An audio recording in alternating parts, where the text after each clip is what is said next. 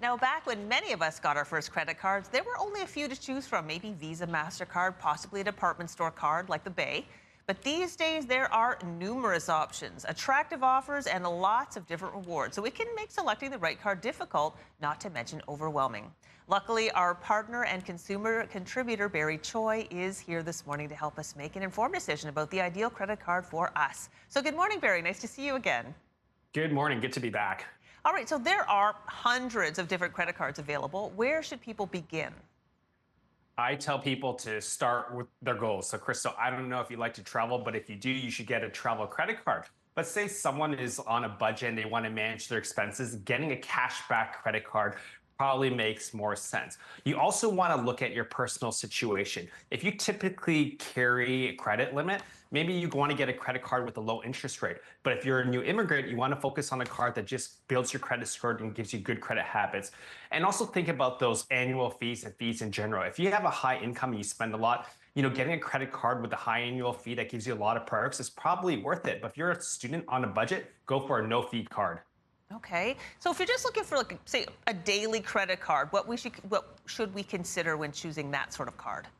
There are three things I tell people to look for. Number one, a good welcome bonus. Number two, a high earning rate. And number three, benefits that you can use every single day.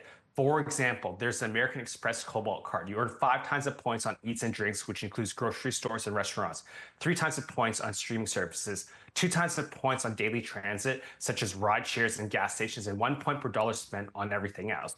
The welcome bonus is typically worth at least 15,000 points. You get some great benefits such as mobile device insurance, extended warranty, and some travel insurance. And basically, this is a great card to have because you can earn those points on all your everyday purchases. Okay, so by points, then you would, like, how does that work? What we do with the points?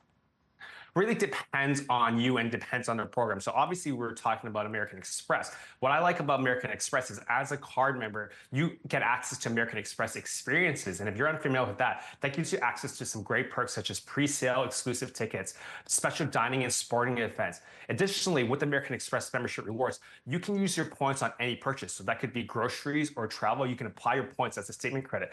Plus, you can also transfer your points to select airlines and hotel partners. So there's a lot of flexibility with American Express. That's why you want to look at the card and the points you earn and how you can actually use those points. Okay, so a travel credit card, those points would go towards travel.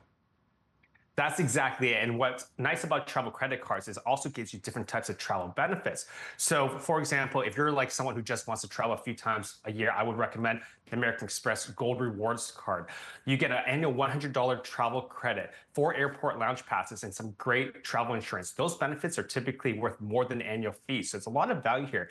Now, let's say you're someone who likes to travel a lot. You plan on doing a lot of travel the next year, or you're just looking for premium benefits. There's the American Express Platinum card. You get unlimited airport lounge access for the primary card holder plus 1 additional guest, an annual $200 travel credit, a Nexus rebate for new applications and renewals. Plus, you get some great hotel benefits, so status upgrades. So there's a lot of perks out there depending on your card. And finally, I would say with the American Express travel credit cards, you also get access to American Express Fine Hotels and Resorts, which gives you some great perks such as early check-in, dining credits, and potentially room upgrades. Okay, and you mentioned the types of rewards programs out there. How should we decide when it comes to that? There are a lot of options. So it's kind of funny because these rewards programs, these credit cards, the offers are constantly changing. So you should always browse now and then. But I typically tell people, how do you feel about your current credit? Do you feel like you're getting enough points or rewards? If not, that's when you start to research.